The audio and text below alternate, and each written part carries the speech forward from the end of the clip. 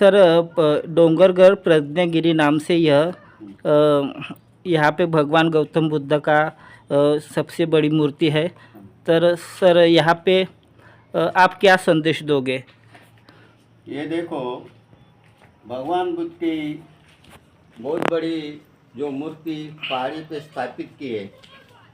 अगर हम प्राचीन इतिहास के तरफ जाते 2500 वर्ष पुराने तरफ जाते हैं तो यह हमारा भारत बुद्धमय था और इसकी पहचान बुद्ध के धरती से होती थी, क्योंकि ये बहुत बड़ा बुद्ध का धर्म एक शिक्षा का केंद्र बना था और यहाँ भारत में बड़ी बड़ी यूनिवर्सिटी भी खोली गई थी। और एक इतिहास से जोड़ने की संकली कड़ी यहाँ से ऐसी है कि यहाँ से रायपुर के आगे महासमुंद के जिले में आता है एक सिरपुर, और सिरपुर एक प्राचीन धरोहर है। और ये प्राचीन धरोहर राजा प्रसेनजीत की एक समय वो राजधानी कहलाते थे। और वो प्राचीन जो सिरपुर है वो इतिहास छत्तीसगढ़ में जोड़ा है।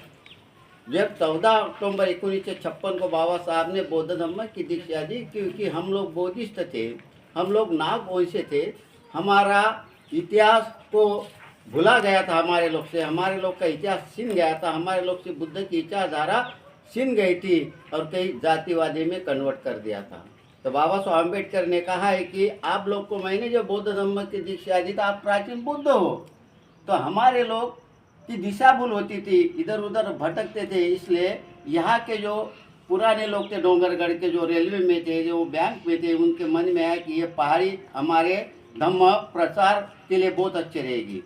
हमारे लोग इधर उधर भटकते हैं क्योंकि बाबा साहब अम्बेडकर ने 22 प्रतिज्ञा दी है, वो लोग उनको फॉलो नहीं करते। तो इन लोग के मन में वो विचारधारा आना चाहिए कि एक भारतीय ऐसा देश है कि ये बुद्ध के धरती से जाना जाता था। तो यहाँ से उन लोग के अंदर वो विचारधारा उत्पन्न होगी कि बुद्ध क्या है, बुद्ध का जो स्टेचू निर्माण किया पहाड़ी पे, विशाल मूर्ति निर्माण किया, उसका कार्य है मार्गदर्शक। बुद्ध ने कहा मैं मार्गदाता हूँ। हमारे लोग के अंदर वो भावना उत्पन्न होगी और इधर उधर जो भटक रहे वो बुद्ध की विचारधारा पे चलेंगे, बुद्ध का इतिहास जानेंगे, बुद्ध की किताब पढ़ेंगे और बुद्ध क्या है समझेंगे।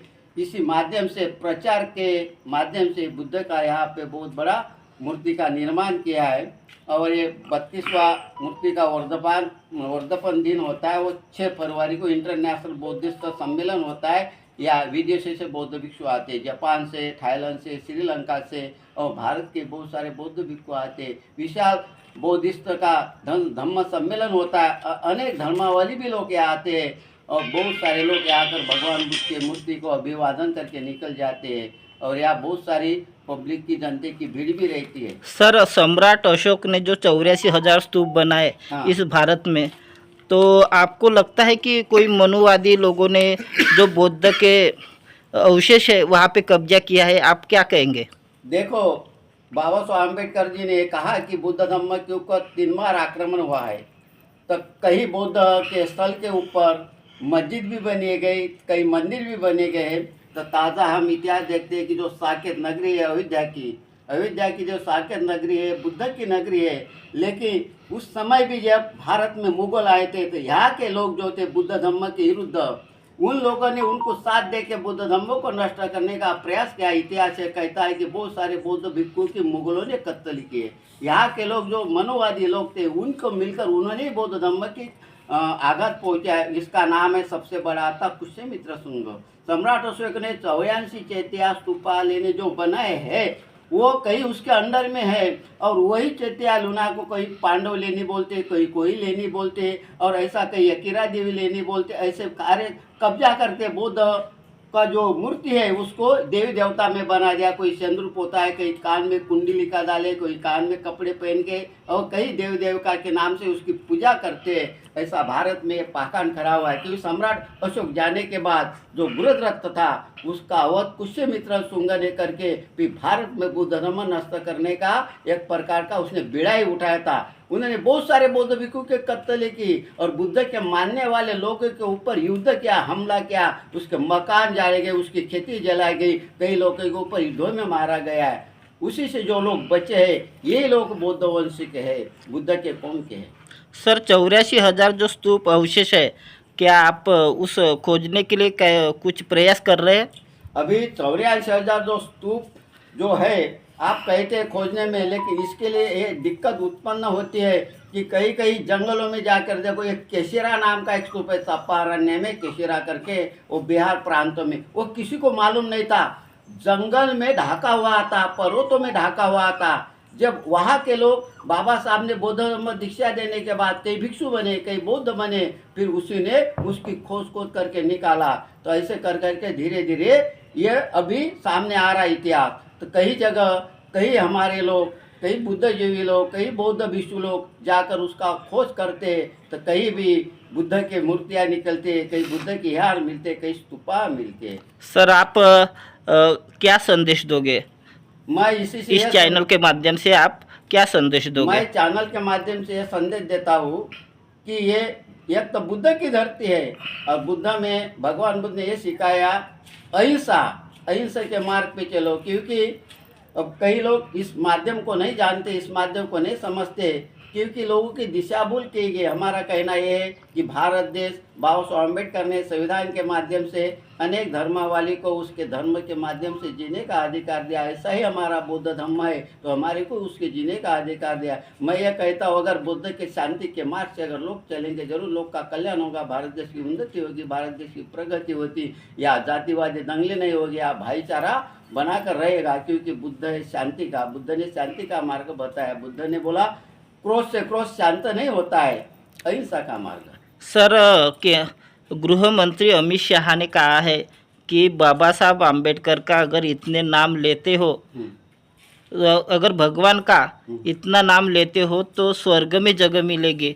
तो आप उसके क्या कहना है उसके ऊपर? देखो, वो उनकी मानसिक स्थिति, मनस्थिति ऐसी है कि जैसा आप देखेंगे गुजरात में एक कांड हुआ था, है कि नहीं?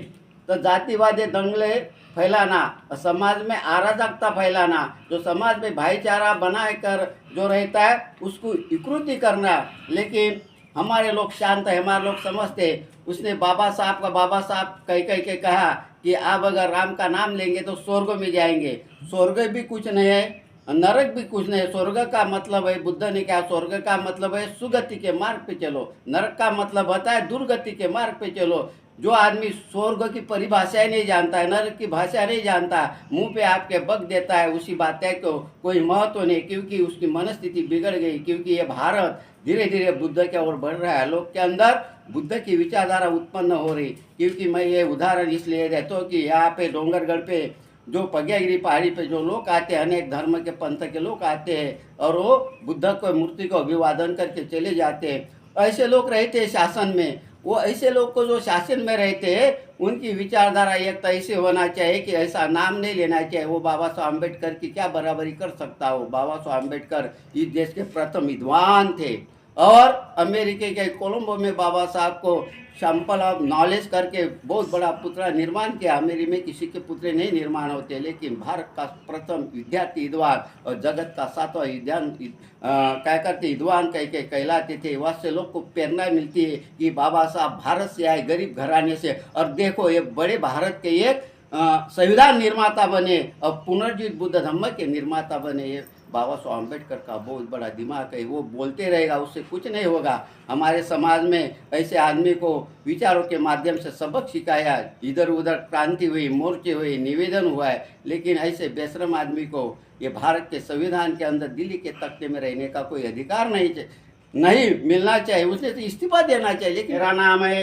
बंते कुमार काश्यप, मेरे गुरु जी है धम्म क्रांति जय भीम वाले भदंत आर्य नागार्जुन सुरेश ससी, उनका मैं शिष्य हूँ, और 2009 से यहाँ धम्म की सेवा दे रहा हूँ। छत्तीसगढ़ धम्म प्रचार प्रसारक प्रमुख हूँ, और ये पहाड़ी पे मैं अकेला रहता हूँ। धम्म के मार्ग पे चलता हूँ, धम्म के विचारों पे चलता हूँ, लोगों को धम्म की बात बताता हूँ, धम्म के विचार बताता हूँ कि भारत देश भाईचारे का, बुद्ध के शांति का है। आपस में लड़ाई झगड़े मत करो, धर्म की जगह रहता है। इंसान अगर